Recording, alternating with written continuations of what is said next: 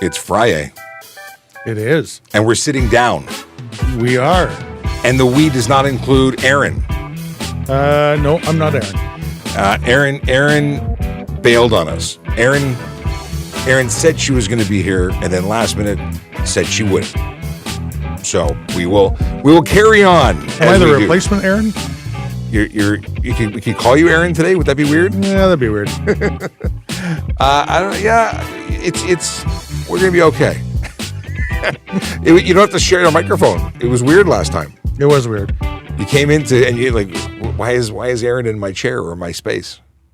But yeah, we got 9 people in the room already, and that's because they were in the chat room chatting before. And I saw them. What are you doing here? Why are you here so early?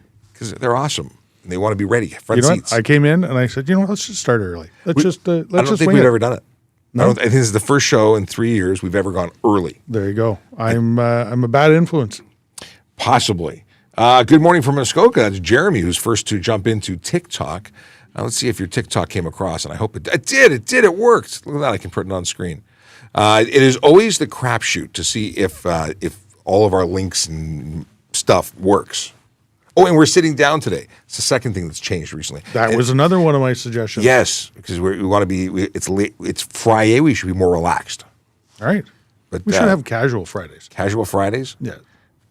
In the summer, we have to do like gym clothes Fridays because it gets warm in here. Well, maybe in the summer we should be outside. Maybe rooftop live streaming. Today, what day is it? It's the February 2nd. It's Groundhog Day. It is. It feels like Groundhog Day. Like we do this every day, almost. We are doing that thing we do on most weekdays, which is Ask a Traffic Cop, show on the internet that allows you to ask us questions about traffic, policing, stuff and things. You know, it's the stuff and things that we get into the weeds with. That's why we show up. It's all about the stuff and things. Movies, donuts, that doesn't matter. Whatever you want to talk about, we're here for you. We've got some business to take care of in terms of Vision Zero enforcement team. And then we'll get into your questions. Now, we are broadcasting on a bunch of different channels, and you're probably watching on one of them because that's sort of how this works. If you see us, you're either going to be on. Well, actually, maybe somebody's hijacking our stuff and rebroadcasting. Hey, you never know. It's possible. TikTok, YouTube, Twitch, LinkedIn, Facebook, Instagram, Kick, and of course, there's the platform called X, formerly known as Twitter. We're on all of those, and well, actually, we're not because on all of them now. I pressed the go live button on Instagram. It didn't click the first time I clicked. It didn't clack. I clicked, it didn't clack. Anyway, we're also on Instagram, and it looks like, oh, there it goes. It's now working. Now we're there. Now, the deal with Instagram is we can occasionally look over and we might catch your chat, but if you'd like to be part of the party, make sure that you hop over onto YouTube or one of the others. YouTube.TrafficCop.ca will take you to our choice page. Well, actually, YouTube will take you to a short channel. TrafficCop.ca will take you to a listing of all of our social media, and you can pick your favorite one. That's too bad Instagram just doesn't want to play with us. Well, Instagram's doing a lot. Like we used to use a separate phone for Instagram, and very recently it started allowing us to live stream through desktop software. And even more recently, the magical people over at Restream figured out how to create those bookends so we could actually do a widescreen video so that instead of just looking at Buddy in the back, they can now see both of us, which is actually really cool. So we appreciate Restream for all the things they're doing to make everything better every day. I'm not going to put up the Erin background because Erin's not here. So sorry for the false advertising. Erin is not feeling well today, so it's not coming in. So where's my background? I got to create one for you. I don't know why we haven't. You're here more than Erin is. Why does Erin get a special one? I don't know. Maybe you like her better. No, she's okay. But you know what? I try and mention it as much as possible. But if you go to ASKaTrafficCop.TrafficCop.ca or ASKaTrafficCop.TrafficCop.ca. If you just go to TrafficCop.ca, you can actually subscribe to this live show as a replay podcast. So let's say you want to listen while you're on the train, on a plane, on a boat, driving, where you don't want to burn your data, but you also don't want to get a ticket for watching us live. You can synchronize and watch it on your own without using up your data. So that's a cool thing you can do. I can't even remember all the websites, so just go to TrafficCop.ca. All right, before we go too long talking about other stuff and things, let's discuss the fact that Ask a Traffic Cop always talks about Vision Zero enforcement team. It's part of, it's kind of our contractual obligation to advertise it these is, magical yeah. people. It's a thing. The thing that we will talk about is the big four, because that's what the Vision Zero enforcement team does. They focus on the big four: speeding, aggressive driving, distracted driving, and impaired driving. Those are the behaviors that we know lead to serious injury and death on our roads. We'd like that to stop. We'd like that to change. So we do this thing called education by enforcement. We do the education, and then they do the education by enforcement. And the goal is the same, is to change driver behavior so you don't get tickets because you don't break the law. It's so simple. So many people complain about the fact that we're out there giving tickets and we're focusing on people just trying to get to work. So the education stops till you get a ticket. The ticket stops you driving badly and hurting somebody. So it's kind of like the ladder effect going down there. Start here, end here. Ask your questions, figure it out, don't get a ticket. It's the best way. And it doesn't flow down to the next one. But there's no justification for all this stuff. Like anything that's a law that says you shouldn't be doing it, you really shouldn't be doing it. And there's reasons for it. It's not just because we want to catch you doing the things, so we set you up for the fall. No, there's a reason behind all the laws that have been created. Usually it's because someone did some dumb stuff. And Well, that's what I always say. If you don't like the law, it's because somebody somewhere did it, and the government went, well, we're going to have to make a rule about that because it's hurting people. It's so many rules. I like the new signage in the kitchen that says, "Your mom doesn't work here, clean up after yourself." Those are always the signs that I like. They make me laugh. Vision Zero enforcement team is spending time in 11 Division and 51 Division, if that doesn't mean anything to you. We're talking about the neighborhoods like the Junction, Weston, High Park, Ronsonsvales, St. Jamestown, Cabbagetown, Riverdale, Church, and Young. Neighborhoods where real people live, work, and play and deserve to be safe. So do everyone a favor. Drive safely wherever you are, because Everywhere. like City TV. Yeah. Everywhere. I loved late night City TV television when The Voice came on and did his segment. Yeah. Someone who is You're still old, though. missed. I am old. I know what VHS and Beta looks like. Beta's got a whole new meaning now.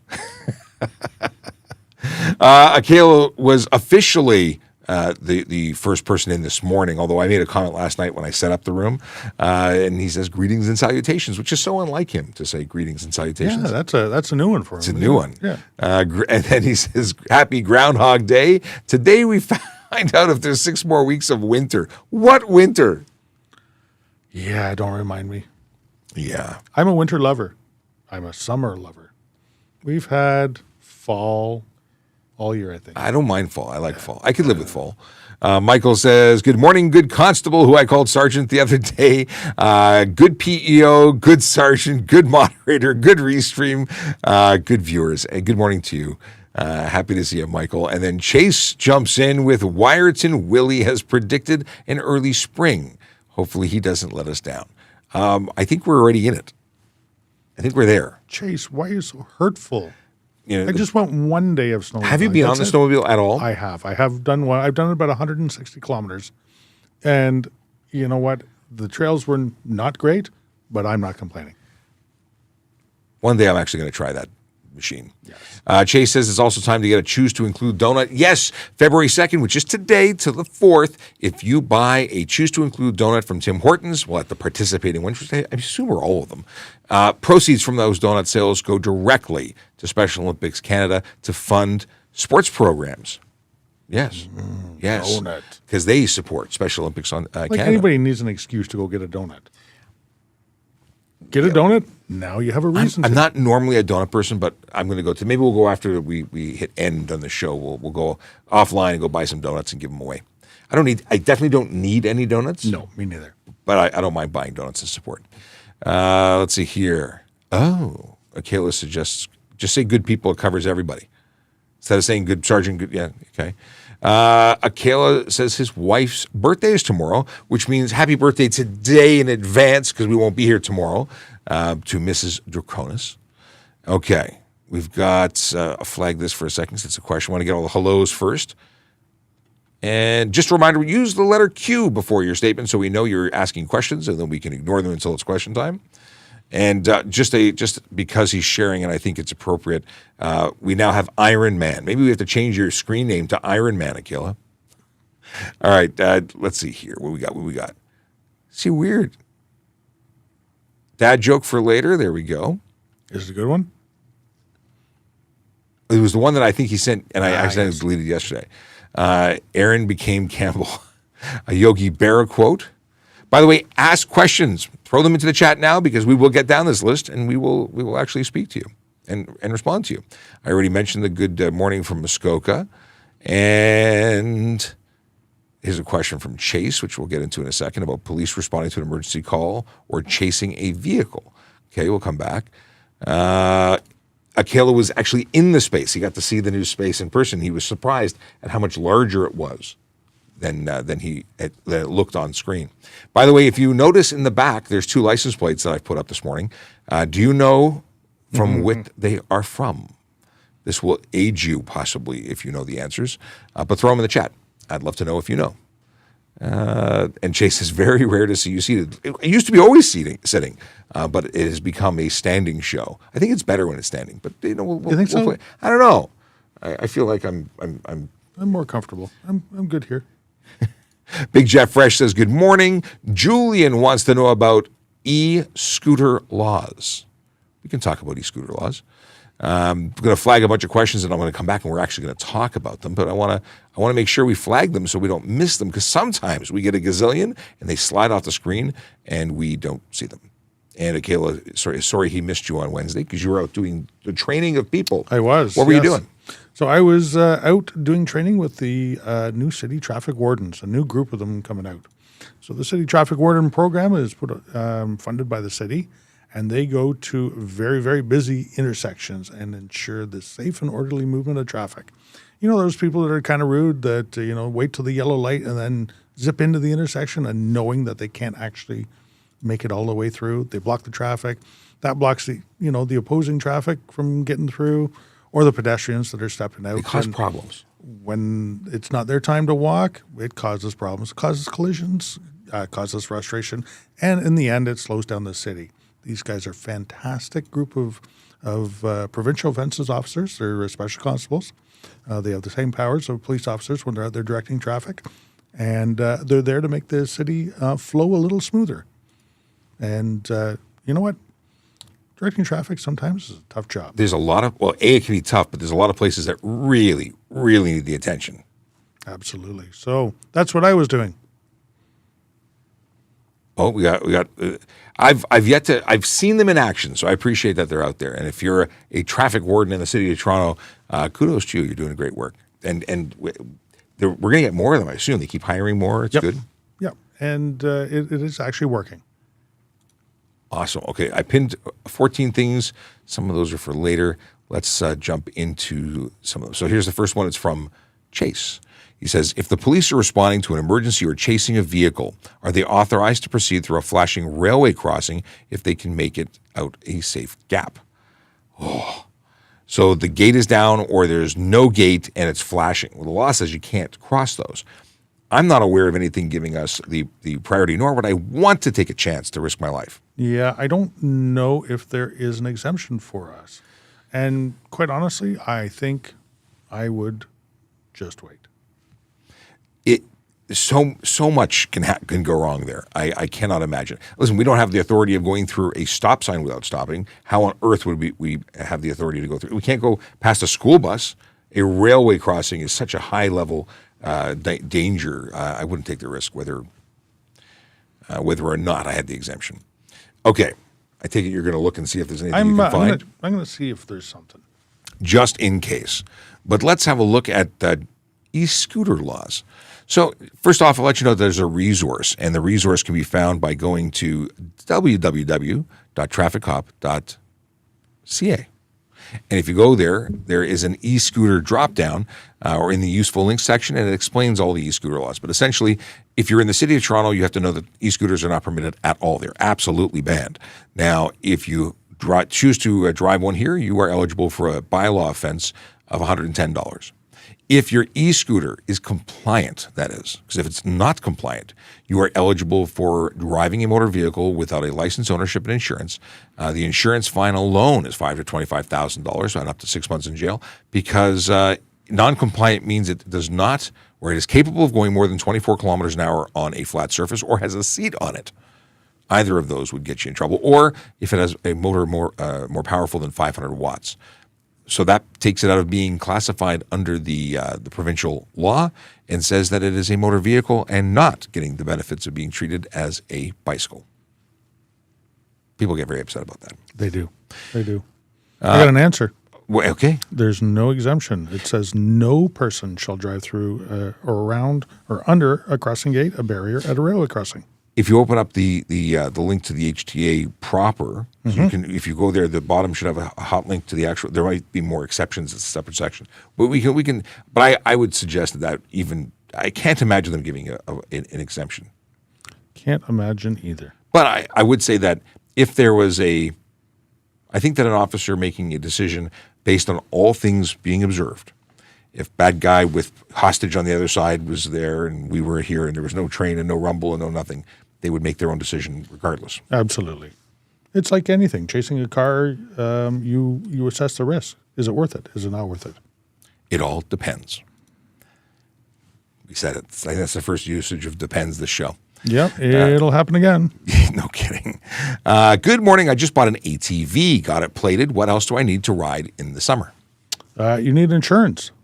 And if you're operating it off your own property, it has to be completely insured with liability insurance. You don't need it if you're operating it on your own property.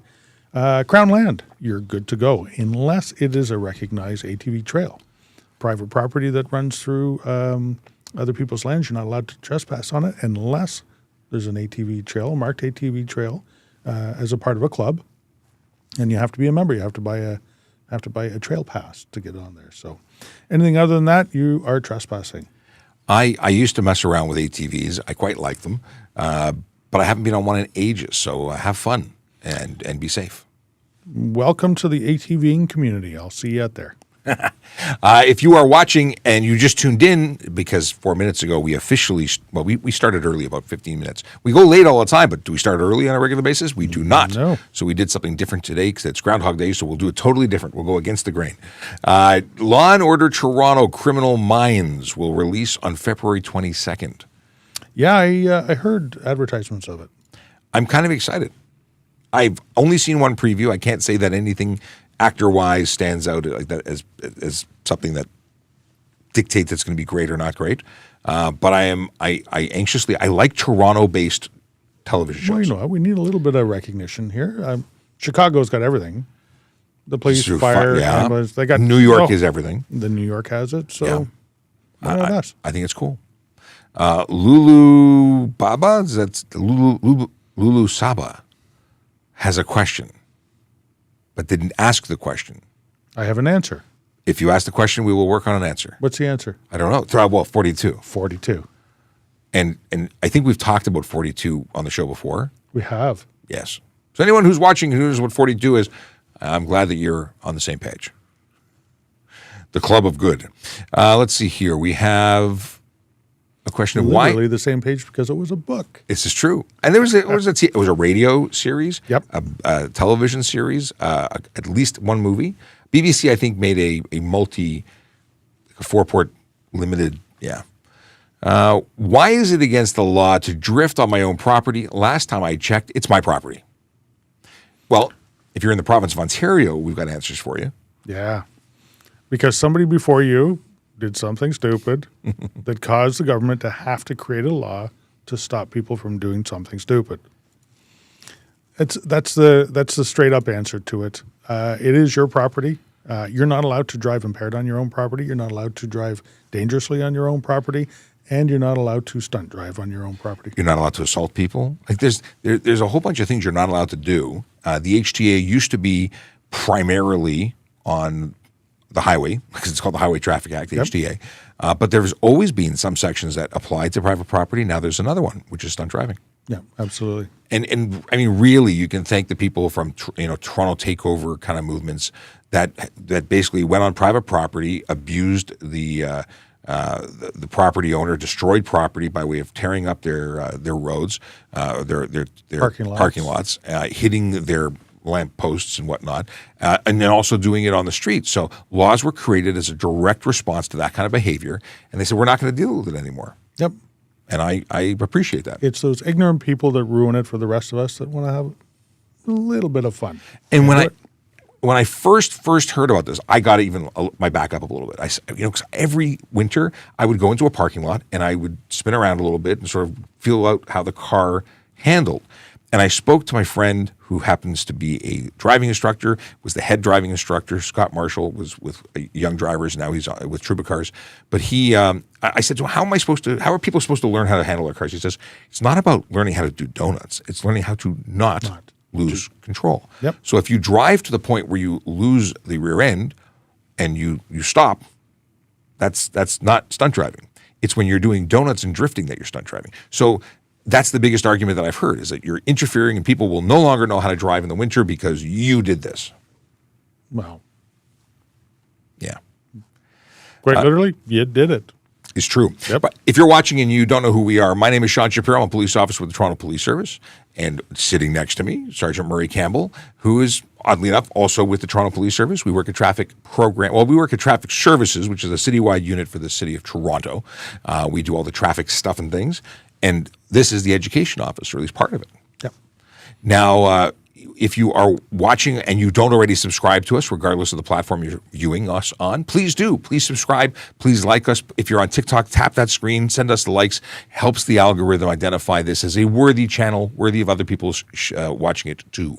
So we would love for you to help us help other people. That's the goal. We want to help people. We want to have you learn stuff so you don't get in trouble doing stuff you didn't even realize was not lawful. Yeah. So there you go. Everything he said.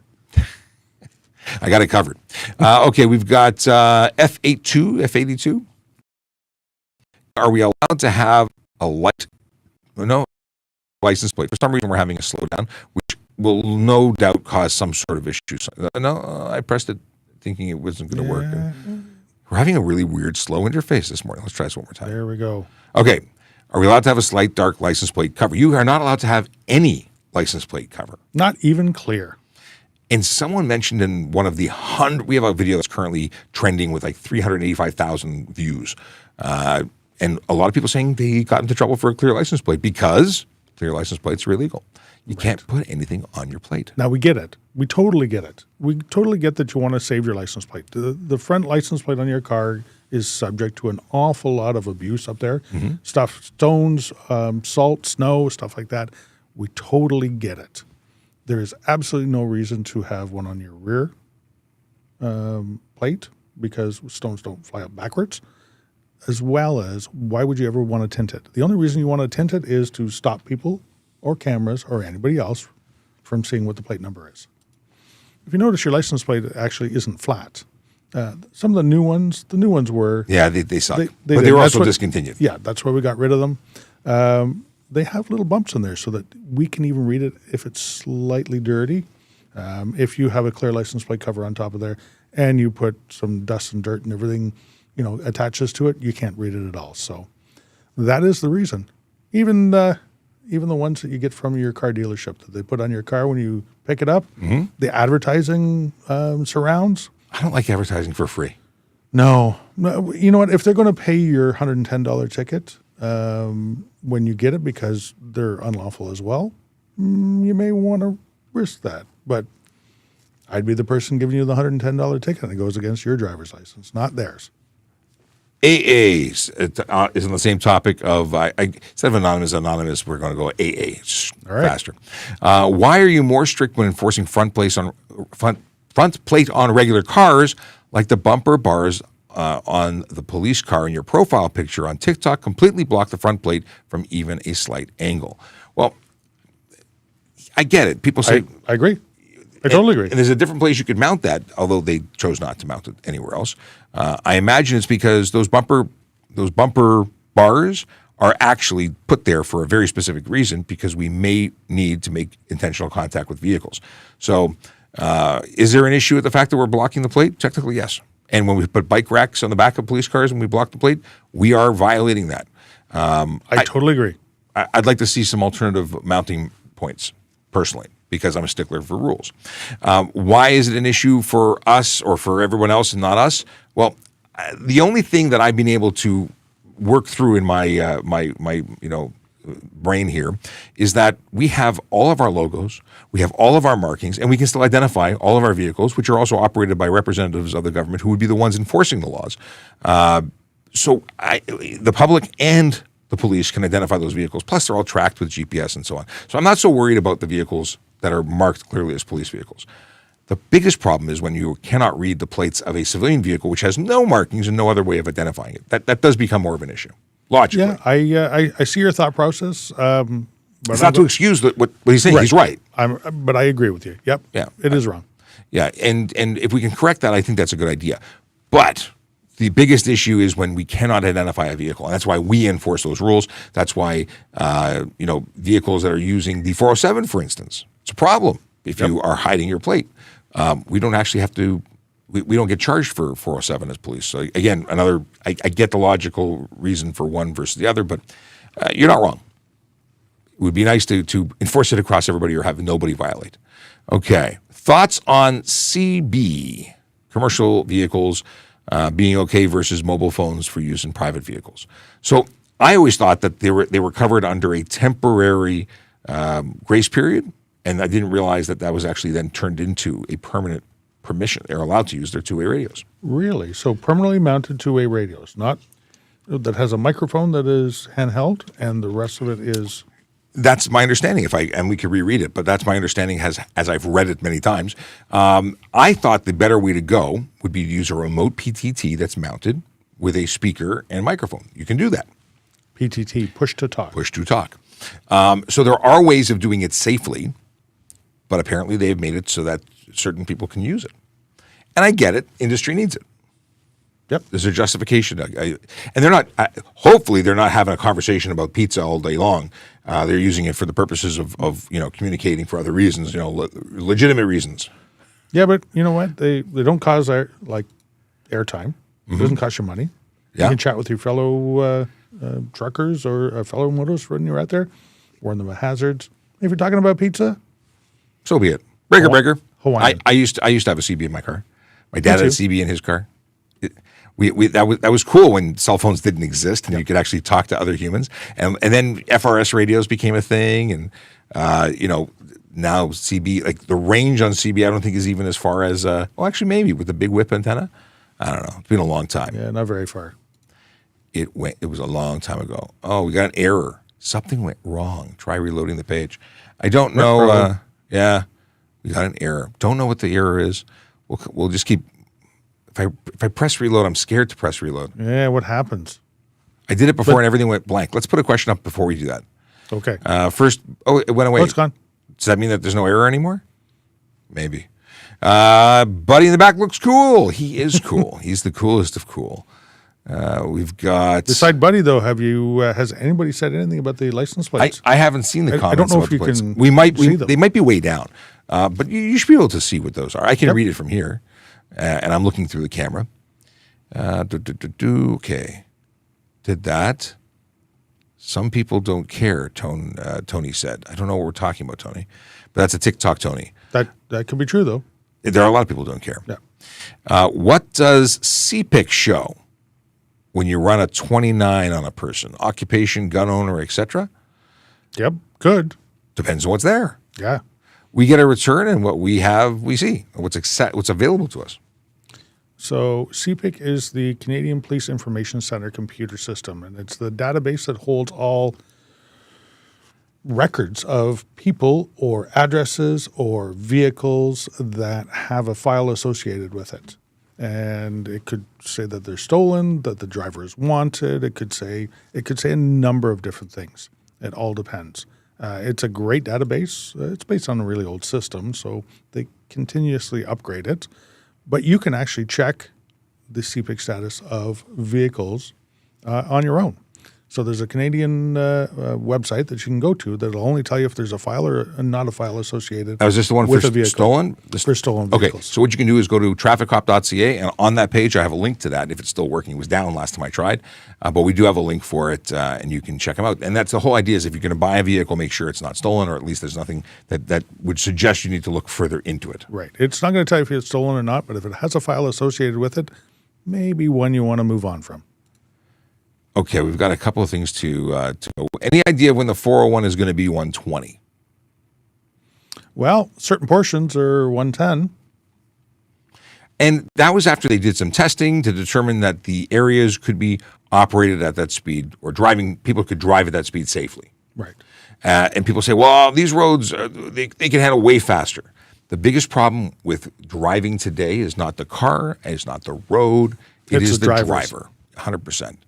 And unfortunately, we have to set all our standards to the lowest common denominator. Yeah. And another problem is that everybody thinks they're great drivers. Just ask them. I think I'm a great driver. I do. I think I'm a great driver too. But I know everybody says that. This is true. And that's a problem. So if everybody's great and everybody should be able to go faster, why are we still getting collisions? Yeah. Why are people still getting killed on the road? We have far too many fatalities as a result of motor vehicle collisions. We're up to actually 2 in the city of Toronto so far this year. But we had over 2 fatalities. 50 last year. Yeah. So if I ask you how many are acceptable in your city, I would hope that 0 is the only answer. Thus, we get to the whole Vision Zero thing. The goal should be 0. Yeah. Way too many families destroyed, communities impacted, like too much tragedy. We want people to get to where they're going every day, back and forth, safely. Okay. We got, here's one.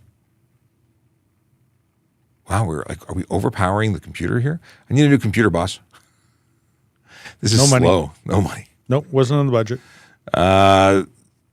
And just to cap off that whole, when is it going to be 120?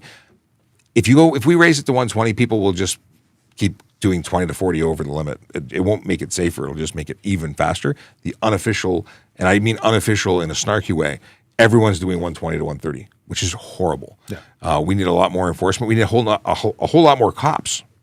So we got some problems. Or photo radar. I'd love to see photo radar on every street, on every single one. Every stop sign should have a red light camera effectively. There's one in, is it Washington, D.C., one stop sign that's made millions of dollars in fines because people just keep running it. So why not just stop? I don't get it. That's what they're there for. Yeah. I watch people all day long, especially when I'm in and around shopping plazas. People just make right turns into the shopping plaza without stopping. They just run this. They run it, and I've talked about it 100 times. I've got an it's a TPS Traffic Jam episode. It's our podcast where we talk to the folks from the automated traffic enforcement group for the city of Toronto. So it's not the Toronto Police that runs the automated enforcement; it's the city of Toronto, and they talk about one guy who does 4 laps in the city and gets 4 camera tickets because he doesn't stop on the red light. And is it straight throughs or is it right turns? Right turns. Yeah. You gotta stop. It's amazing how many people don't realize you actually have to stop before entering an intersection, even on a right turn. I've been in court when they're bringing up the red light tickets from the photo system, and people, no, I made a right turn. It's all right. Yeah. No, it's not. I also like the people who say that they were speeding, but not that fast. So I'm breaking the law, but only a little bit. Yeah. By the way, if you admit to breaking the law, you broke the law. It's just a matter of how much your fine is. We got a question of how do we report poor civil design that always seems to lead to collisions? We don't say accidents because, as you can see, it's not by accident. It's based on design or action that we see collisions, not by oopsie-doo. So you can contact the City of Toronto. You can make reports through the City of Toronto, through the Toronto Police website about issues in neighborhoods, because eventually that will turn into police making their presence known there, observing it. It could be behavioral, it could be design, and at the end of the day, all these things funnel to the City of Toronto, which can find out. If it is the City of Toronto road, if it is a provincial highway, then it's the MTO. They should be listening to you and going out and making an assessment and changing designs. All roads are designed in Ontario to the minimum standards in the book. I think it's book 4 that has the minimum roadway design standards, and everyone has to meet that. If not, they're civilly liable for it. Completely off topic, but what's an ATC? An ATC is an all-terrain cycle. That is a 3-wheeled. And they stopped making those because they were silly dangerous. They were a load of fun, but yes, they were dangerous. Lots of people got hurt and killed from them. But because you would create a situation where they'd be sliding and then they would just trip and you'd be face first into the ground. Yeah, but they were fun. I got a chance to play around with it. And where did ATC come from? Did we mention it this morning or? No, we talked about ATVs. Yep. So all-terrain vehicles. Yeah. Good morning from Alberta. Are you daily drive a vehicle with your, can you daily drive a vehicle with a dealer plate? So here's the thing. I don't know what the rules are based on the Alberta Traffic Safety Act. In Ontario, where plates are issued to dealerships, the rules are that the vehicle must be in the dealership's inventory available for sale. And at that point, they can be daily driven as long as they remain in the inventory advertised and available for sale. Right. Now, dealer plates are different from service plates. They used to be one and the same. They used to look one and the same. You were yellow background with a black lettering on it. Service plates are completely different. The dealer plates can be used at all times for use by the dealership for demonstrations or for use of their employees. Service plates, however, are different. They don't have to be in the service facility's name, or they don't have to be in their inventory, but it must be done for the purpose of road testing a vehicle for service only. If you're driving it around on the weekend and, towing your boat with it and stuff like that, that doesn't count it. And you'll get your plate seized and you get charged for it. Let's see here. I'm scanning through. The Hitchhiker's Guide to the Galaxy. 42 is the answer to life, the universe, and everything, of course. Exactly. And then they determined that the answer was correct, but the question was incorrect. So they developed a new computer to figure out what the question was. Supposed to be, anyway. Fantastic book and okay, but not fantastic movie. Okay radio and British series, but the book's the best. So when I was growing up, quite a long time ago, we had one radio in our kitchen. We used to listen to CBC. My mother used to listen to CBC in the morning, and between 7:55 and 8 o'clock, they read out 5 minutes of The Hitchhiker's Guide to the Galaxy. And that was our time that we were able to, after breakfast, sit and listen. And as soon as that was done, we had to get up, get our teeth brushed, and get ready to jump on the school bus. I do my own version of that. I'm listening to the audiobook of Reacher Book 3, which is Tripwire. And I just went through the first two. I did, was it called The Killing Floor? And the second one, which I don't remember the name of, but I watched it. I listened to it. But I'm a fan of the Reacher series. Of course, I watched all the Reacher movies, and now I'm a fan of the book series too. Now I'm just waiting for Alan Richardson to jump into the chair here and do an episode with us. So right. I've invited him online. If you find the video on our platforms and you tag Alan Richardson to come in here, the seat's ready for him. And he was talking about hot chocolate. We have a hot chocolate ability here.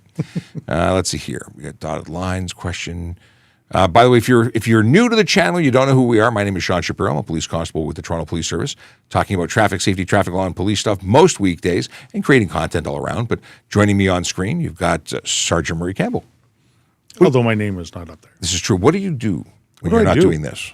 I do a whole bunch of things. My primary one is I look after towing within the city. Our contracted towing, which is the companies that are under contract to Toronto Police to move your vehicle away, whether it's parked unlawfully, it's been involved in a collision, or there's a legislated reason that we are seizing your vehicle for a number of days.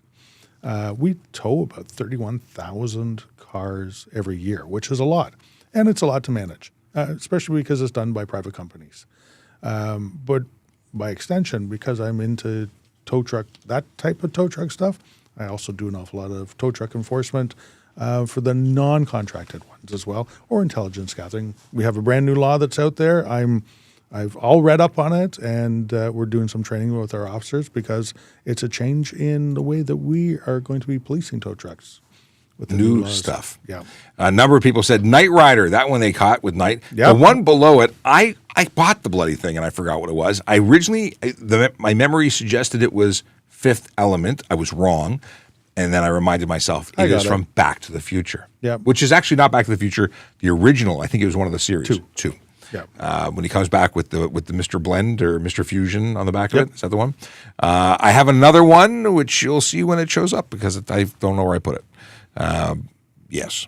Okay. Now we already got Buddy in the back. Looks cool. We got Do you give citizens a chance even on your worst days? So this is in regards to pulling someone over, and does it have to be a ticket or could it be a warning? I used to be about 50-50 with warnings. I did. That was when I was in the division before coming to traffic services. I was about 50-50. And I was still relatively new. So light stuff, I was very easygoing about. And then I found a lot of people just didn't get it. They didn't learn from warnings. Now, studies say that warnings are very effective or can be very effective. Mm-hmm. So no interaction is guaranteed to be one way or the other. I mean, let me rephrase. Serious, dangerous stuff, I'm giving you a ticket. There's no question. Oh, absolutely. But anything that comes up in the big four, yeah, that's it. Speeding, aggressive driving, distracted driving, impaired driving, that's either arresting or charging, but no warnings for that stuff. Because its lives are being put at risk. If it's stuff like document charges, it depends. You know, maybe not. If we're polite, if we're having a good interaction, you're taking responsibility. It could be you get tickets for the serious stuff, you don't get tickets for the minor stuff. You might talk yourself into tickets for everything. Like, it really depends. Yep. Our whole goal is to change driver behavior. And you know what? Sometimes your insurance slip is outdated by a week or so and you forgot to put it in. We may take that into consideration, hoping that you will learn from it and put it in. Get stopped again, though, a week later, and you still don't have it, guess what? I like warnings for the purposes of building a history. Yep.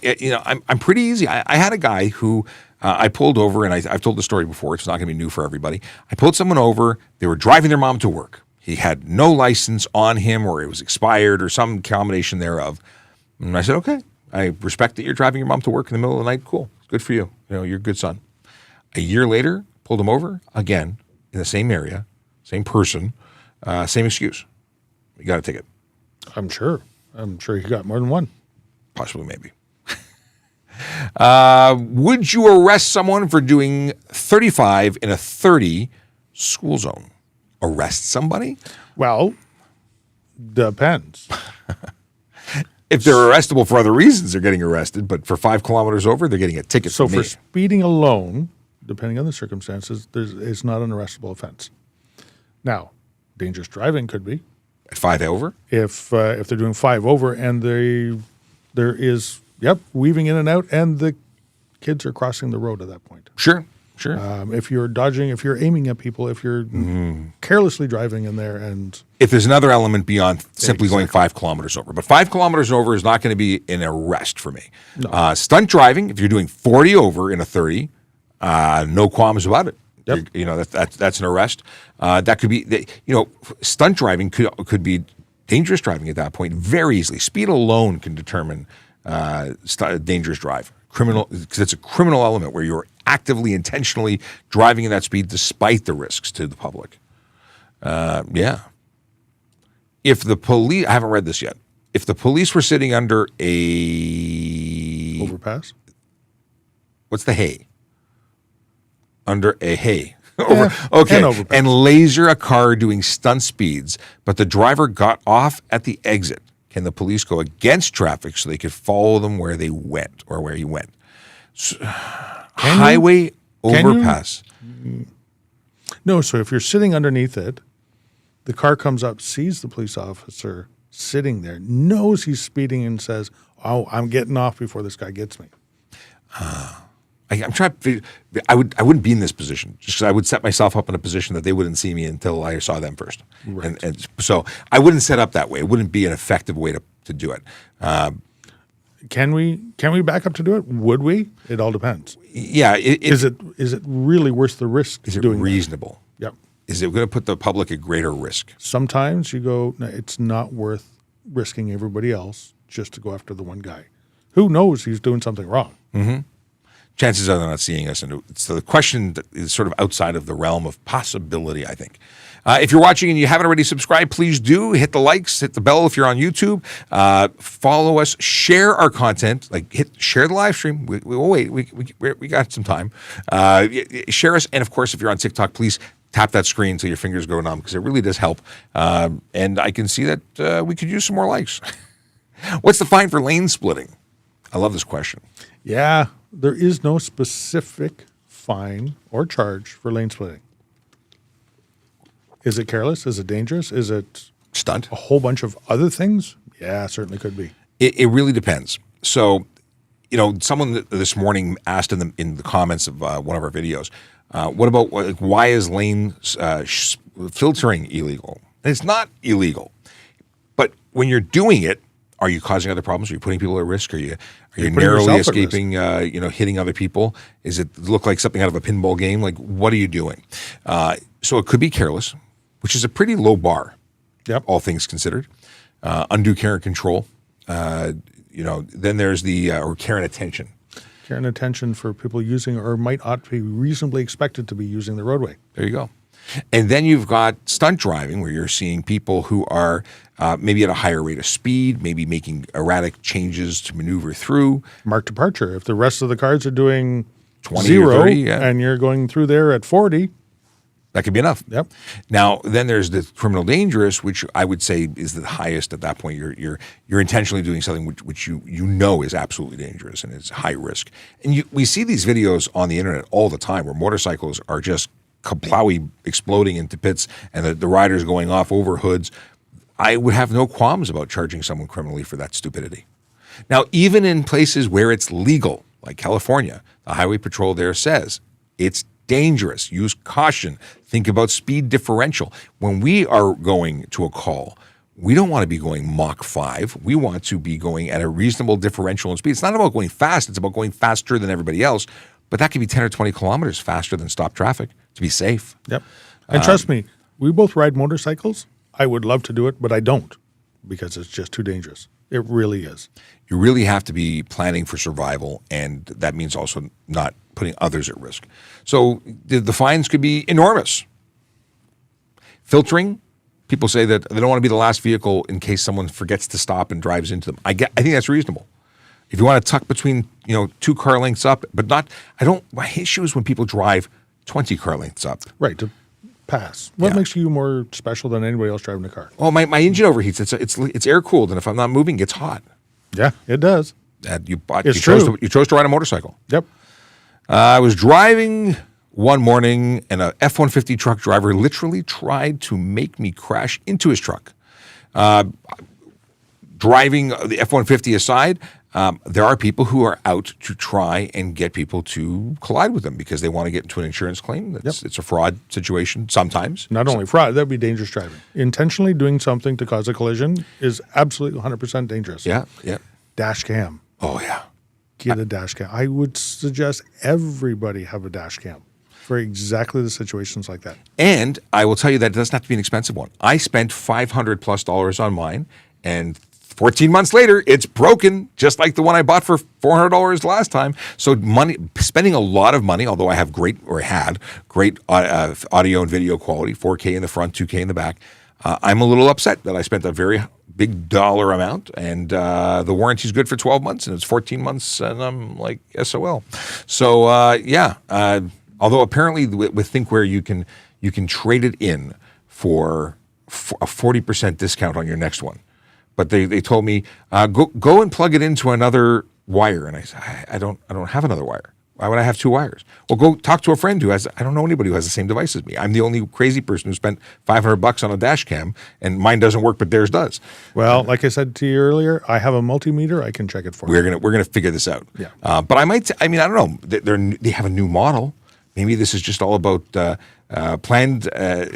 What's it called? Planned. You're such a geek. I am. Planned obsolescence. They want me to buy the $600 version because, of course, Anyway, given the current city administration, this is scary, let me reread this again. Given the current city administration, wants to cut police funding, will this have any impact on your ability to do the show? Michael L. wants to know. I don't think so. I don't think that this is something that's not chopping block, but I don't know so. We don't know. We don't know what's going to happen.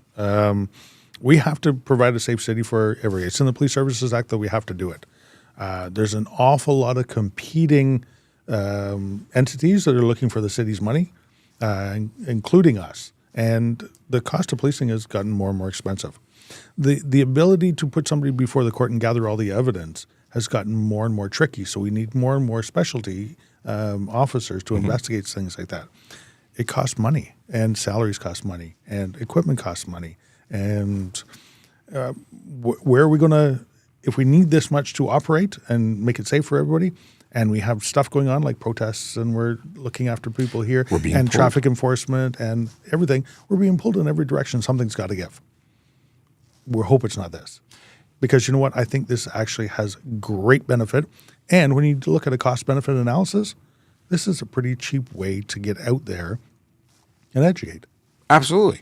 Where could you speak to thousands of people a day, create a library of knowledge, which, because we archive all the stuff. You can go on YouTube, watch every show we've ever done, not to mention individual videos that we publish in short form that get hundreds of thousands of views and hours of play. So this is something that I don't think would be wise to get rid of, but you know what? I don't make the rules. Let me know. Let me know if you think it should be kept. Oh, I think the question was because they think it should be. Well, you never know. This is true. Okay. Vehicle spins into the middle of the highway speeding, and I can't read that until it loads, and ponding. Is there another question here? Oh, yes, there is another. It's part one. Yep. Let's go with part one. Let me read slowly. Whose insurance is responsible if the collision occurs? And the collision is where somebody loses control because of the vehicle that spins in the middle of the highway speeding and ponding. What's ponding? Well, I'm assuming it's hydroplaning or such deep water and such that there is no traction Okay. due to flooding on the road. I'm going to assume that's what we're talking about. So the vehicle that is not being operated correctly, obviously, you would think would be at fault for that. That would be the assumption. That would. So, generally speaking, someone who is driving for the conditions of the road based on weather and all that can be observed, you need to adjust yourself. If it's heavy rain, slowing down is a good thing. The slower you go, the less chance you're going to be losing control in a puddle. But then you have a situation where the people behind you who are not correcting their behavior based on it, who then run into you, there's multiple things at work. So you may have caused the original collision, but the other person failed to avoid you, they would also be responsible partly. Like, it just cascades. It gets into a big mess. But I cannot get over how many collisions I've seen online from videos where it's just one car into the next, and it's foggy, and it's just there's 115 cars somewhere in the middle of America, and everyone's smashed up, and it's scary. Why in the world did not everybody slow down? Well, it was just fog. I mean, what could possibly go wrong? You don't drive faster than you can see, and this is where folks who drive above the speed limit on a regular basis don't get it. The speed limit is the maximum for ideal conditions. Below the speed limit is where you start going when conditions start to deteriorate. If it's raining, if it's foggy, you should be going below the speed limit. People say, well, what about fast lane? The fast lane is for passing people who are going slower than the speed limit. It's not about going faster. I'm annoyed on a regular basis about this whole discussion about people who say that the people who are driving the speed limit best get off the highway if you can't go 30 over. Who the heck do you think you are? It drives me bananas. But anyway. Don't you worry. They self-identify themselves to us, either by crashing or getting a ticket. Those are very regular occurrences, yeah. Hello, gentlemen, and thank you for your service. Well, thank you. Thank you for the thank you. We appreciate it. We talked about the ATC. We talked about this one. So another vote for Knight Rider, and I already talked about the fact that the other one is from Back to the Future, one of them. 2, I believe. Yes. I believe you're correct. Now I got to find out. It wasn't a very good movie. I didn't like that one. Well, which was the Wild West one? I think that's 3. That's 3? I did not like that one. Did I even see that one? I must have seen it. There's no way. I loved 1, though. Nah, I didn't mind the West one. Really? The olden day one, yep. Have you ever seen the magnetic leaves that you can attach to your license plate that detach with a remote? I was talking about this today. You must have been reading my mind because I've been getting loads of people reporting a gentleman who is manufacturing LCD license plate covers that will make the liquid crystal display will go opaque when you electrify it. So they're avoiding tolls and capture or monitoring, identification. Having the leaves, it's got an electromagnet where you stick a leaf to it, but when police pull you over, you hit a button, drop the leaf, and now you're not obscuring the plate anymore. Wow. They just think of everything. And that's Brian Pinn, by the way, who is our friend from Nova Scotia, military man who plays a bugle or a trumpet, and so he's musical. Ryan, any snow out there? Let me know. He's just anywhere to go with his machine so he can ride around. Matt wants to know about odor of cannabis in a motor vehicle enough to initiate a vehicle search, in your opinion? Spent or unspent? Fresh or not fresh? Can't consume it in your vehicle at any time at all. So there could be reason to search and obviously clear view. I haven't had a whole lot of experience with dealing with cannabis on stops. It wasn't legal when I was on the road that I recall, and I haven't been on the road since, so I haven't dealt with it. You know what? That is one piece of evidence that would go against you if you didn't want us to search your vehicle. So not consenting to a consent search, or for You don't have to consent to a consent search, but if we can smell it, we know that it's been there at some point.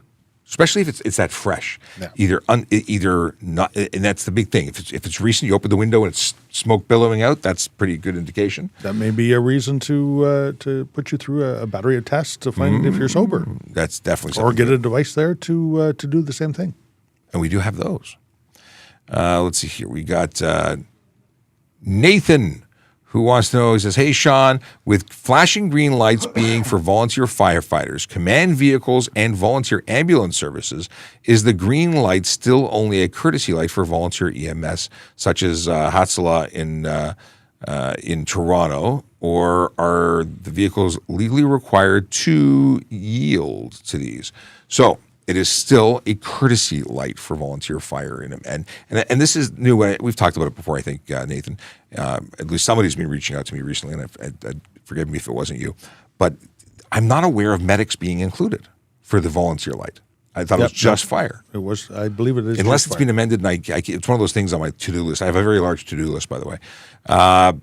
But the command vehicle situation is something that has nothing to do with traffic clearing. It marks the vehicle. PEO Regional Police use it in their light bars. Fire use it. And that just simply allows, when coming onto a scene, police and paramedics and fire know who's in charge. Right. That's where the central command is and where to get the information and get deployed from there. Yes. Green lights on the front doesn't allow the operator to do anything more than they're normally allowed to do. They have to stop for red lights. They have to stop for stop signs. They cannot speed. But it is a courtesy light. If you see it, please, please, please pull over and allow them to pass, because they are going either directly to an emergency or they're going to their fire hall to pick up the equipment required to respond to an emergency. It may be your family member. It could be your neighbor's. Not something you see in Toronto, but in communities that rely on volunteer services, it is a lifeline. It's such an important thing. So please support them. They're doing an amazing service in your community, and kudos to them. If you're a volunteer firefighter, thank you for your service. And for organizations that do provide paramedic services and first aid, like the volunteer ambulances, they're doing great work too. And if there is an amendment that allows them to do those things, great. At the end of the day, if you see a green light, get out of the way, because it's the right thing to do. If they're breaking the law, we'll catch up with them and catch them. We'll deal with laying charges if that's appropriate. But it's not for you. I don't think it's appropriate for you to question whether or not they should or shouldn't be doing it. Just get out of the way. It's just not worth it. Why are police more one roads giving tickets the last day of the month? Quotas in Quebec, I think so. I don't know about Quebec, but here we don't have quotas. In fact, the day of the week, it's Groundhog Day for us. Every time we show up, it's the same thing. There's no change to what we do or how we operate, and there's nothing that suggests we have to write tickets at all. And we do collect stats. We do collect stats on police officers' performance out there. Doesn't go by the month because we don't always work in a month. We work shift work, so 7 days on, 7 days off. Last day of the month, it doesn't make any difference to us. No. So that's probably just because you think it's happening, that you're noticing it more. Like if you buy a Volkswagen, suddenly you look for Volkswagens, and now you see Volkswagens, even though the same number of Volkswagens were always there. But oh wow, you're interested in buying a Volkswagen. Suddenly every car you see is a Volkswagen because you're paying attention. That's all. So My if you first start, car was a Volkswagen. was it really? Yeah. I've never owned a Volkswagen. Yeah, my first one. First and only Volkswagen. The Volkswagen Rabbit. Oh, I remember the Rabbit. There was a young lady I knew who had a Rabbit convertible, a cabriolet. Ooh. They were kind of cute cars. I wouldn't drive one, but I don't know if I'd fit in one, quite frankly. Back then, it was a good car. I kind of miss some of the old school cars. I mean, the classics for sure, but even just cars were smaller. My friend of mine had a Nissan Maxima, and it talked. And I mean, we're talking Your door is ajar. Yes, it is. It is peanut butter and jam. I don't know. But it had a million switches and gizmos and dials, and they were very complicated, but very, I don't know. There was nothing, in comparison to today's cars, they just weren't classy. Yeah. There was something different about them. But I saw a video recently where someone had like a 1981 Honda Civic factory fresh, no kilometers. Wow. And it was in I'm like, where do you put that away and store it that it's mint? And in 1981, why would you have stored a Honda Civic? I have no idea. I don't know the backstory. I just saw the video. Yeah. But it even had the nubs on the tires. Like, it had no miles on it. The nubs? The mold release stringy miniggies things. Okay. The nubs. Michael wants a show like Cops in Canada, but not Serve and Protect out west only. I want TPS clips too. There was actually there was a producer who reached out to Toronto Police saying, I would like to make a traffic show. And that was a while ago. Oh, wow. I seem to think Purple was in the producer's name. But anyway, I think that would be awesome. I would love to see a video or a TV show like that. I think it would be really cool. I was a big fan of Cops. Bad boys. Yeah, it's not us. Inner Circle. Basharat Ali, respect Sir Sean. Date of inauguration of new driving licensing center is pending, and I can delay it for 2 to 3 weeks maximum. Please inbox your contact details. I added you on LinkedIn. Go check your LinkedIn. I added you there. Okay. Linda Kosovac says, good morning, our heroes. I had a day yesterday pulled over by police telling me I had a nice car for first time or everything that was sweet. Cool. What kind of car do you drive? I want to know. How cool is it? That was the first thing I was thinking. Yeah. Now would we? We don't normally do that, but no, it had to be something special. Yeah. Okay. What was? Michael says, I'm not sure, but I see Motor Squad every so often. June 2016 in Rexdale and 2018 downtown. I saw an a Motor Squad PC alone. I heard the one in, was it 16 Talk on the radio with a deep voice before riding off? Maybe Sean. You know what? It's very possible because I was on the bike until 2018 when I had my crash. And do you have a deep voice? I occasionally seem to have a deep voice. Sometimes maybe. There are 2 members that could be my twins from the Motor Squad. That often I'd be on a day off and I get a call saying, I just saw you on the highway. Like, I don't think it was me. But there are two members that look that we could be related, and we're not. Why did they cancel sliding down snowy hills for the kids? Any idea? So this is the bylaw that the parks don't allow tobogganing? Thinking that's what you're talking about. I do believe it is a bylaw in the city of Toronto. I have no idea why. Safety. Liability, like probably. Everything else, it comes down to safety. Someone got hurt. Someone probably sued the city. Someone got paid. City said, we can't afford this. We're not allowing it anymore. That's probably, and that's me just winging it. Yep. Sad. Yep. What one? Which one? That one. Up. Yeah, that one. That one, the one that was intentionally for you. Yeah. Brandon says, on snowmobile trails, are there speed limits? Depends where you are. In the province of Ontario, there's 41,000 kilometers of snowmobile trails, and the maximum speed limit on any of them is 50 kilometers an hour. There is lower speeds if you go into populated areas.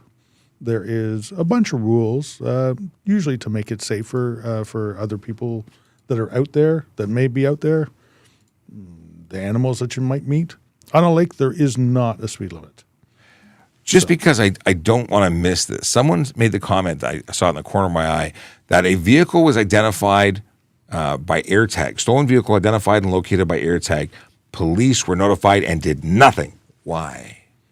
We don't. First of all, stolen vehicles isn't our area. There is the. That's a general policing But type thing. And there's even a squad. I just heard that an AirTag did notify the Whitby OPP detachment officers of a truck that was driving with 3 vehicles in a container on the back of the truck, and they recovered all of them, and the driver was arrested. So that's a recent one. Very often I've heard stories where people find their vehicle by way of AirTag because it's being dumped somewhere for cooling off, Yep. And they just go in with their keys and take their car back. I've heard that happening. Yep. But if it's inside a premises, we have rules that apply to us. We need to actually get a warrant to enter a premises. And to get a warrant, sometimes, because a search warrant allows you to go in and break somebody's right to privacy. And you have to meet a certain threshold. Now, is your AirTag, how accurate is your AirTag? Do you know it's exactly there? How do you know what it is there is yours? How do you know that the AirTag hasn't been just thrown out by somebody else? How do you know that the vehicle is actually there? Is it a criminal offense? All those things. If we can't reach the threshold, a justice of the peace or a judge will not issue us a warrant to go in and do it. We have a lot of rules. Listen, we can't run stop signs when we're chasing people in cars. We have to stop. We have to follow rules. Yeah. So it is frustrating for all involved, trust me, and we do our best. And you know, there was a similar situation where someone that was just recently on the CBC or CTV, a guy tracks it, couldn't get the police to catch it, and by the time they were ready, it was already on a ship, container ship. He watched it. He found it in Dubai, I think. Yep, I think it was they hired a PI to go and yes, and verify the Yep. the VIN. So it's terrible. And someone said, "Oh, wow, you collected 3 cars out of 30,000." It's a complicated. The law governs us, and the criminals don't, oddly enough, care about the laws. Yeah. Now, there's a summit going on this week. Mm-hmm. There's a provincial, I don't know if it's a national summit on car theft. And all the stakeholders, including police, are included in that. We got to get the manufacturers involved in that. The manufacturers need to create a way that this is not happening. I have a car that is stolen quite a lot, and I use. You should park it somewhere else if it keeps getting stolen. I use supplemental things to stop it from being that model of car I'm talking about. I know. I know you know, but just for you, yeah. Well, you know what? The whole idea of prevention, and it doesn't matter if it's car theft or any kind of criminal activity, it's about making your property, your person, your vehicle, the least attractive target there is. So good lighting, video systems, this physical barriers like the club. And I saw a guy who, again, put a TikTok video out, had the club right up to the window. Then he had a second strap that went into, I think, the seatbelt system and went across both the 2 areas. So now there's 2 things to cut. He had I think he had an OBD2 blocker. He had trying to cover everything. Kill switches. There are systems that can be installed that hide where that kill switch activity is and includes combination methods. But even that, even all those things, if they want your car, they're going to take it, even if it means taking a flatbed truck and breaking in. Or I've heard other situations where people break in and at gunpoint take your keys. So criminals, they do criminal things. And at a certain point, as terrible as this is a car is just a car. Your life is what's important. You do the things to make yourself less of a target. But if they're there and they're taking it and your safety's at risk, you'll get another car. Insurance is there for that reason. Yeah. You know what? You can't live your entire life in fear because that's just stressing on your life. But you can do everything you can up to that point where you're comfortable with making it the least attractive target. Every morning, I hit the remote to start my car 5 minutes before I walk outside. And you listen? And I listen and I wait. I'm like, well, first of all, I can see the blinking. I'm like, is my car going to be there? Because my neighbor across the street had his car stolen off the driveway. So I'm like, glad it was him, not me. And as much as that sounds terrible, it's true. I'd rather, the idea of making your vehicle less attractive is so they'll steal your neighbors instead of yours. So mine worked today. Maybe next time mine will look better. What do we got here? Linda says there should not be a cut for paying police. We need them. Some people do not understand what they have to go through every day. They risk their lives every day. People don't understand a lot of things. But yeah, we have a unique job in that we say goodbye because we know what time we're going to be getting to work, but we never know when we're getting home or if we're coming home. Yep, very true. I can get a paper cut, get infected. Oh my goodness. That's it. I'm not on the road. I'm making a joke, but that was the big thing, and it's a stressor. It's hard to be married to a cop because you don't know if that goodbye was your last one, and there's a lot of spouses who go through a lot of stress every time they say goodbye.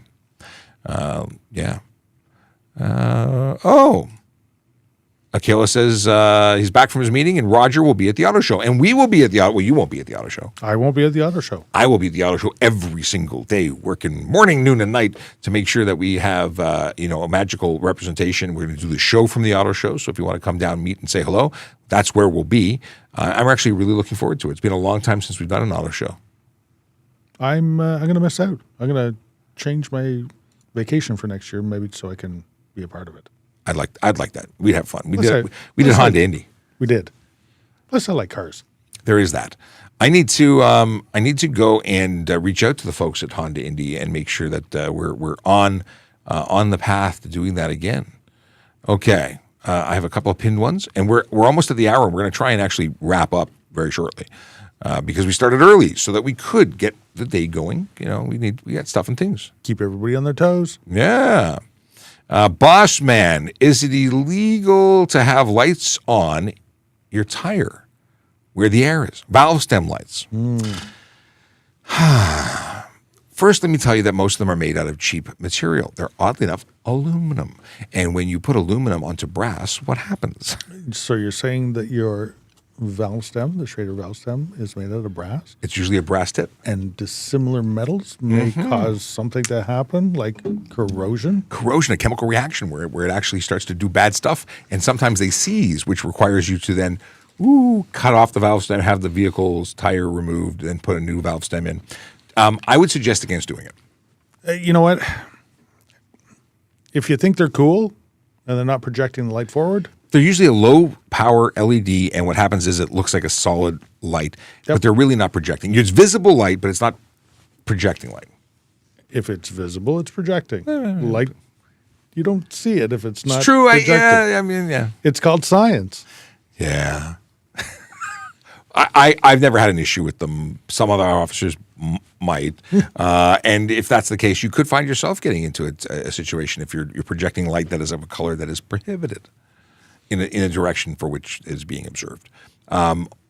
Yeah, more often than not, when we talk about light conditions, it's over a certain power. Like headlights have to be 300 candela to be a headlight, right? Versus a red light. But red light, it's very, very, you shall not have red light to the front. It doesn't say projecting or otherwise. You shall not have it. So bad things can happen. You can get tickets. All these things are great on private property. You know what? So the answer to it is they're probably lawful, but are they cool? I don't think they are. I don't think they are. I will say that I like the... you know what?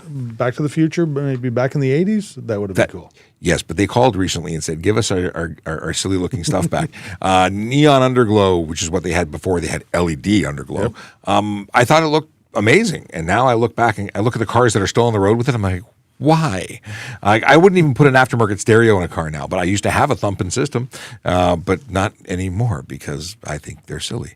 I clipped the video, and I'm going to put it up. There's two women standing at the door of a car, at a car door, oddly enough. Really? Yeah, car door. Door of a car? Do I have it here? I think I clipped it. And Buddy hits a stereo, and their hair just starts moving. It goes out like they're being electrocuted. We're freezing over there. Are we? Yeah, we were. I looked at it. A little jumpy. Okay, we're going to keep going. If I didn't pay an illegal possession of alcohol ticket, Yep. This is Sheldon Harvey asking the question, and didn't go to court because it happened in another province, what do I need to do? It's been 2 years.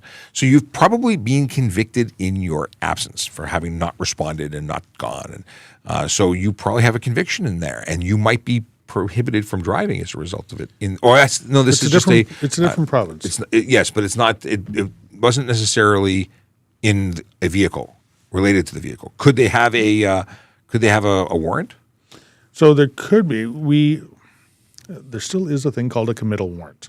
So that's when you don't show up for court, you get found guilty, you get fined, and you're not there to pay it, and they give it a reasonable amount of time for you to make a reasonable payment. And if not, they'll take out a committal warrant for you. And I've executed a few committal warrants. We call it executing. Is when we actually act upon a warrant. And people driving down the road, not thinking anything of it. All of a sudden, I'm taking you straight to jail. And you don't even come into the police station. You go right to the detention center. You go right to jail. That doesn't sound like a lot of fun. No, absolutely not. And it certainly ruins your day. I would contact the court and find out what the situation is. And if you have an outstanding fine that might allow you to resolve the situation, it might require you to get a paralegal or legal advice, but I would deal with that rather than risking it. At very least, don't go back to that place until you figured it out. Yeah. It all depends on what other province and what the rules are there for their provincial act. I just pressed the wrong button and Did you? took a question away. Well, I'll try and find it in a moment. Oops. Yeah. Are dotted lines for passing only a suggestion, or are they legally binding? Depends on the color. Does it? No, it doesn't. The glowing green ones mean something totally different. Yeah. So the dotted lines are for marking out a lane where everybody should stay driving for the safety of everybody. Does it say you cannot pass somebody during those dotted lines? They normally are in conjunction with the roadway and the design and what is coming up ahead. You won't find a dotted line approaching a railway crossing, crest of grade, around a corner where you can't see clearly, bridge, viaduct, all the things that are prohibited for passing. But yes, they are a suggestion, and they're probably a good suggestion. Anything you do that is contradictory to it is not an offense, but you'd be held responsible for it should you crash. And that's the whole thing. You know, there's no ticket for crossing the line, but there is a ticket for causing a collision. I remember what it said, even though I don't have it on there. It was Dr. Nick who made the comment, and he was saying if you're in a police car, I'm paraphrasing because I can't find it, and someone pays for your meal in front of you, is that allowed and is it appreciated? Here it is. Found it. So is it allowed? Technically, we cannot accept gifts or what is the other word that's for gifts or not gratuities, inducements, seen as inducements. Does it happen? I've been to a restaurant where I have finished my meal after my lunch, and I ask for the bill, and they say it's been taken care of by the table, and they've already left, and we don't even know who did it. It's just there's no bill. I've been out for coffee, and they refuse to take my money and say, no, it's our policy that we give police officers for free. That money always goes into the charity bin. And I've also bought for the person next in line. I've done all sorts of things along those lines. I make good money. I really do appreciate the sentiment is wonderful. It puts us in a strange predicament. It makes you feel good that somebody cares enough about you and what you represent and what you're doing to do that. It really, really, really does. But we will try and always. Well, there's also people who would see it and use it as a reason to vilify police. You know, for as much as you'd be doing it for the right reason, someone would see that and say, look at those guys. They make all that money and they've taken free stuff from the work. There's always going to be a negative spin, and we want to avoid negativity, not just for us individually breaking the rules, because that's a potential, but for bringing anything that makes the uniform, the badge, the office in a bad light. We just don't. We want to do the right thing always, and not throw shade at anything. Let's see here. We talked about this already. Got a whole bunch of dad jokes. That's really exciting. Okay, we already talked about this one. What are we? Are we over? We're over by a few. We're over again. Yeah, we're always over. Good morning. We talked about why are they duplicating? I think that's part of the error. Okay, look, dad joke. Okay. What are the odds of being successful in the police application process applying to multiple services? So it used to be that they were very picky and said, if you apply for more than one service, you don't know what you want, and we're not going to bother with you. Right. That is no longer the case from what I understand, because they're looking for applicants, and everybody's looking for applicants. The first one who hires you wins. Yep. So sometimes having your applications in multiple places just means that they have to work faster to get you. We can't guarantee either way. I don't think it hurts you the way it used to hurt you. I think you'd be fine. And if you want to be a cop, be a cop. If you want to be a Toronto cop, then apply in Toronto because that's the only place you want to work. But if you want to just be a police officer and you don't care, as long as you get to do what you have dreamt about doing since childhood, apply everywhere. I originally had plans to apply at a different police service, and I landed in Toronto, and so glad I did. We're a big service. We're the biggest municipal service in the country. That allows for a lot of opportunity. It's one career with lots of different jobs. Yeah, absolutely. You know, you don't have to be a traffic cop. Maybe you want to be a traffic cop in 10 years, and maybe you want to be in forensics or dog services, because we have a canine unit or like other services. My cousin's a cop in Michigan. For their tactical unit, they're part-time. You get an extra rifle, you throw it in your car, and if something happens, you get called out. You don't get to be a specialist the same way because they just don't have the size. But they also don't have traffic specialists, or at least, York Region, for instance. They may have a traffic for major stuff, but everyone does collisions. Here, only the traffic specialists do it. So we have very interesting opportunities to specialize. But we don't have helicopters and boats. We do have boats. We have a marine unit. Yep. But no helicopters. Not like I'm really sore about that. I'd love to be in a helicopter. Horses. We have horses. This is true. I love horses. I don't know if they'd love me if I was sitting on one, though.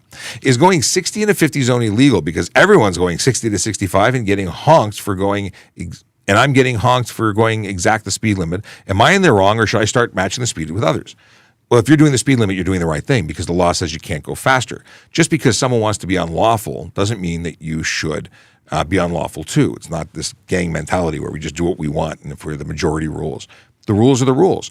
I go the speed limit every single day. I stay to the right because I know there's clowns who are going to pass me on the left. And that's for them to do and deal with the outcome of their choices. But I say manage you. Now, somebody told me they got pulled over for doing the speed limit and told by an OPP officer to go faster, which I think is the wrong way to do it. I don't know if that's an accurate story or but that's what's being alleged. They were told to go 20 or 30 over because everyone else is. That's wrong. You shouldn't be counseling somebody to break the law. No, absolutely not. But I will say, when you're abiding by the law, do it appropriately. Don't be in the left lane. Because you know the rest of the... Yeah, stay to the right. They're going to be a little upset with you because that's what's going to happen. So you're going to be, but you also avoid so many. Like we were having this discussion this morning at our morning meeting. The discussion that what happens when insurance companies start looking for the black box to find out when you were in a crash what speed you were going. I could see a day where everyone has to have a computer regulator that determines what the speed was, and people who speed being told either way higher prices or being insured. It's already in your car. The data is already available there. Maybe insurance companies going forward will just say access to it, and it'll happen. Yeah, because and that's the whole thing. And that's what we do with cars that are in a crash. We already do that now. If there's a major crash, If there's a major crash where you've hurt or seriously hurt somebody or killed somebody, we're taking your car, and we're getting that data out there. So at the end of the day, just stay to the right, do the right thing, and let them worry about their bad day that they're creating. They're very stressed out. People should leave early, plan ahead, and have a relaxing drive. Your drive shouldn't be stressed out. And if you're trying to speed to save 5 minutes to get to work on time, you failed based on your leaving late. It wasn't about how you were driving. It's about it's what time you left. I love it when I'm early. I love being early. It sounds crazy, but there's no stress in early. Nope, there isn't. Let's see. If you're early, you're on time. So that's the and if spiel. you're on time, you're late. Yes. That was the mantra at the police college. Yep.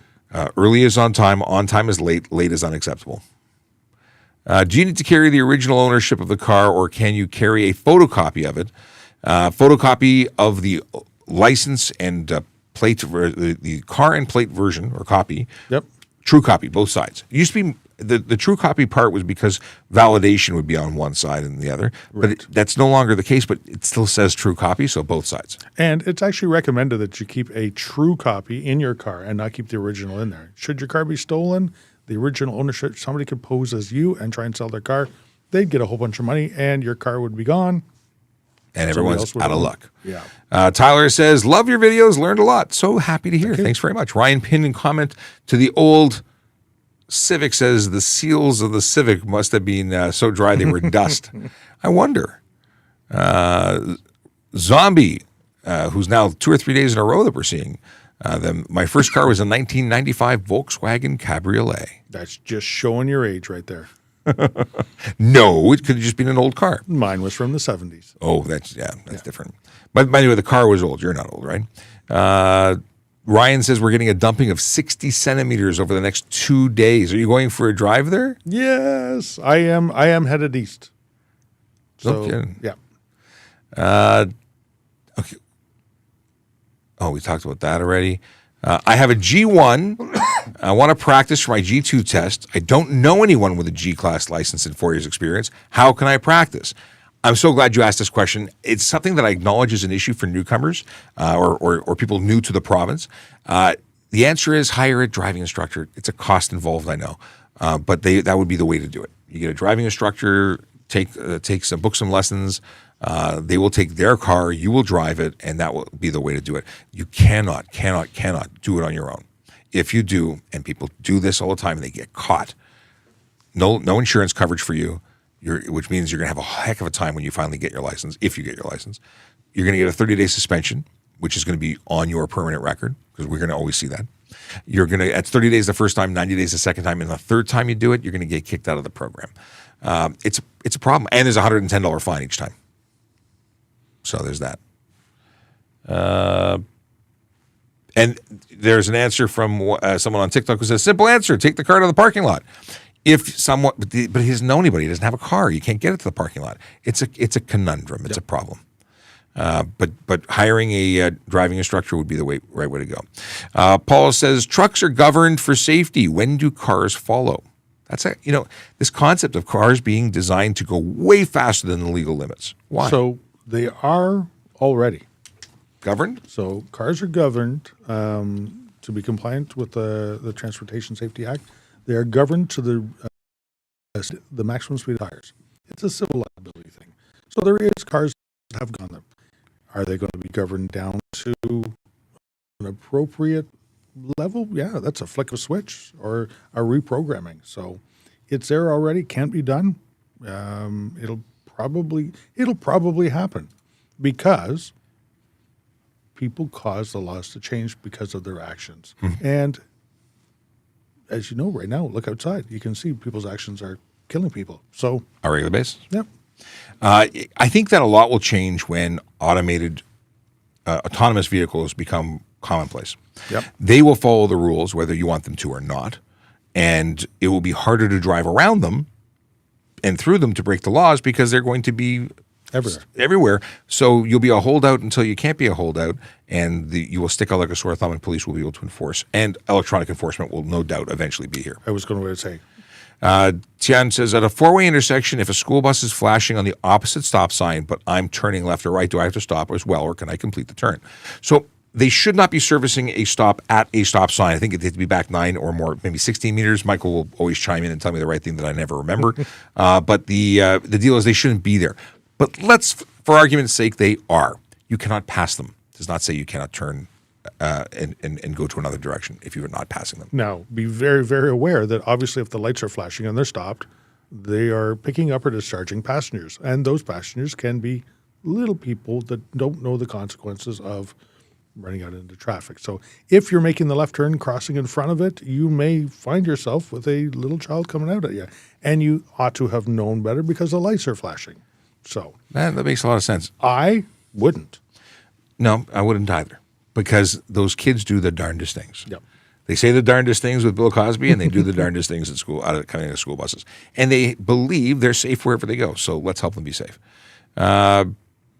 Michael has, it's the last question that we're going to dad jokes and quotes. Excellent. So we got, what are neighborhood officers and how different would duties be from other constables who are not labeled as neighborhood officers? So I'm not a neighborhood officer, but I've spoken to some, and they are essentially assigned for a period of 4 or 5 years to a neighborhood. They do not respond to priority calls. They may assist, but they're not the first line of assignment. They are there to develop relationships in the community and assist the community, but it's done differently. And beyond that, I don't know any other way to report it. It is. They are police officers. They will respond to stuff that's happening all over their division that they're in. But they're assigned to a neighborhood and a community so that they get to know the people and the players and the residents within that neighborhood. They know the ongoing problem. Every neighborhood is different. Every neighborhood has its own issues. Every neighborhood has that one neighbor that, is a problem for people. They're there because they know the history of it and they can deal with it, where a police officer coming for the first time may or may not know the history of it, and enforcement could be the only action that they're allowed to take. So this is a better way to get the appropriate resources in for the appropriate problem and deal with it that way. Well, it's just like, if I was working in the same place and I showed up and they said, "Hey, Officer Sean," and they just explained that what's going on, and we know each other. We skip through so much backstory to get to where we need to be. I think it's a great tool. It makes a lot of sense. Yeah. It's just we're not a tiny little town where you get to know everybody, and this is sort of treating it with old school policing tactics. Yeah. Yogi Berra quote: "You wouldn't have won if we'd beaten you." That is true. Yes. I love these. Do you have a book of these quotes? I don't know. Are you Googling them? Every day a Yogi Berra quote. Okay, we've got a dad joke from Michaela Draconis. Slowly. What happens if someone slaps you at high frequency? It hurts. I like it. The big stretch. You know what? Hurts. I like that one. I do like that as well. Dad joke from... Just for people that don't know, hertz is the frequency of radio or sound or light waves. Is hertz amplitude? It's... We have, let's see here, Zombie's dad joke.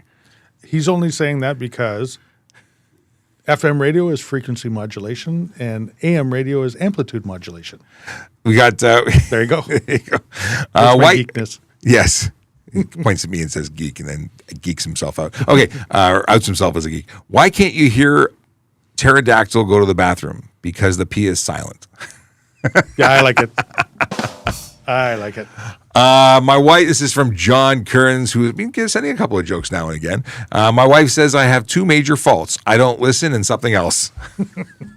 They're good today. They are I good like jokes. You guys are firing on all cylinders. Yep.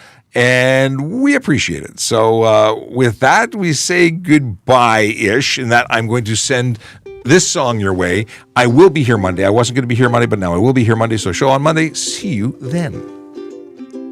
Bye, everyone. It's been fun. Yellow light, red light, green light, go. Driving safely helps the traffic flow. Watch for pedestrians, look out for bikes, and don't drive like a jerk that no one likes. Yellow light, red light, green light, go. Driving safely is the way to go. Put down your cell phone, nobody needs you to text and drive on the DVP. Yellow light, red light, green light, go. Stop at stop signs, look both ways, then go. Seatbelt, save your life indeed, and watch your driving. Don't speed. Yellow light, red light, green light, go. Driving safely is the way to go. Don't drink and drive or smoke some weed, because you might go to jail and not get freed.